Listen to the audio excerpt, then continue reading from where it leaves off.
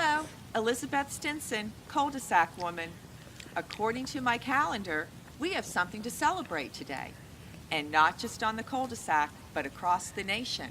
It's National Cocoa Day. And we are choosing to celebrate it with something that brings to all of us heartwarming memories, comfort, and joy. A classic winter favorite, hot chocolate. It's a good day for it. Let's head inside and warm up with a cup of this liquid merriment. Welcome back to our holiday kitchen, where we are thrilled to learn that there is a National Cocoa Day, and apparently it's today, December 13th. We love hot chocolate so much that we have progressed from hot chocolate to drinking chocolate. Just our name for all of our fancy kitchen formulations over the past few years. And actually, early forms of chocolate were enjoyed as a beverage, with evidence dating as far back as 1900 BC. Let's start with the cocoa. The main ingredient in a good hot chocolate mix is a straight cocoa powder, found in your grocery store baking aisle. Cocoa is made available to us from chocolate production. You can't go wrong there. There are two basic kinds of cocoa: Dutched, meaning alkalized, darker in color with more of a rounded, smooth flavor, and natural, non-alkalized, lighter in color with a more acidic, bold flavor, and is used in combination with baking soda in conventional baking. Both are unsweetened, and both can be purchased organic. See the ingredient list on the container. If it is Dutched, it will mention alkali or a carbonate ingredient. If it is not Dutched, it will just say cocoa, no mention of an alkali.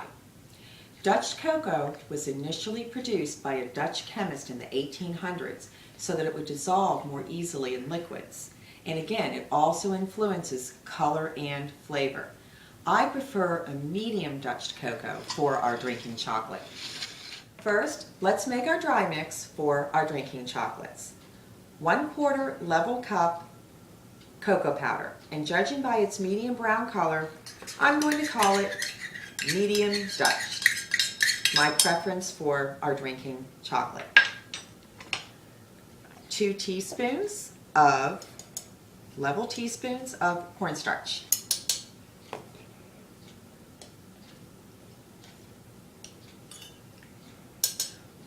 1/3 cup mini semi-sweet chocolate chips, and for the holidays, 1/4 teaspoon of ground allspice, or you can use cinnamon, equally delicious, and a generous pinch of salt, about 1/8 of a teaspoon.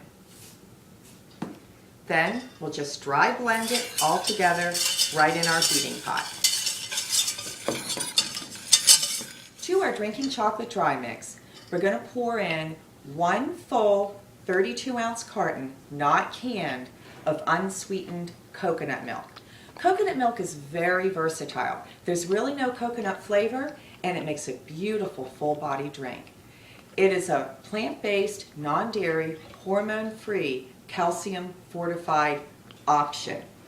Its fat is metabolized quickly, and it contains some protective properties for our immunities. I enjoy coconut milk a few times a week as part of my healthy diet, and it's my coffee creamer of choice. To add a little more sweetening along with the chocolate chips, 1/3 cup pure maple syrup.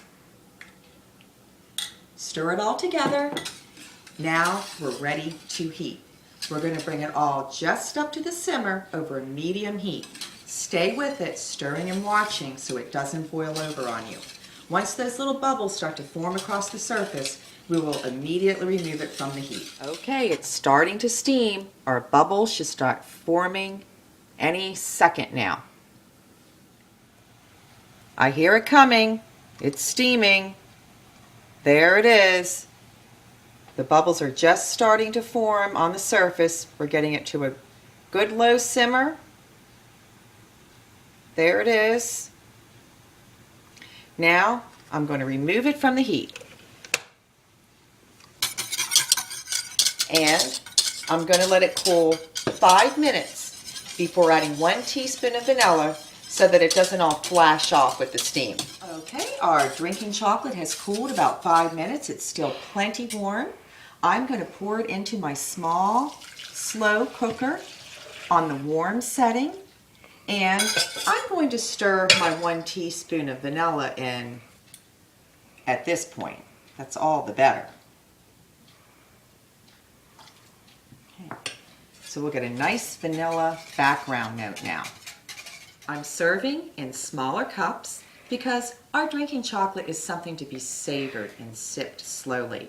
And for the holidays, I like to hook a small candy cane inside of each cup. Now, the kids will be home shortly, and this won't last long. Real quick, before the kids arrive home. To add a little fancy to your holiday gatherings or New Year's Eve parties, pass your drinking chocolates on a serving tray in little cordial or aperitif glasses. It doesn't have to be steaming hot. It's still perfectly delicious as it cools off a bit. And for a little holiday flair, sprinkle in a little crushed candy cane just before serving. Another idea. You can even make your drinking chocolate up a day ahead and refrigerate overnight in a large pitcher for easy pouring. It will be perfect the next day as a dessert. Assemble your tray and serve them cold at a dessert table. And it's always a good idea to label your items. Drinking chocolates. It will impress and delight. Okay, back to reality, a nice reality. All of my kids are home, and we are enjoying our drinking chocolates with Christmas cookies and pretzels.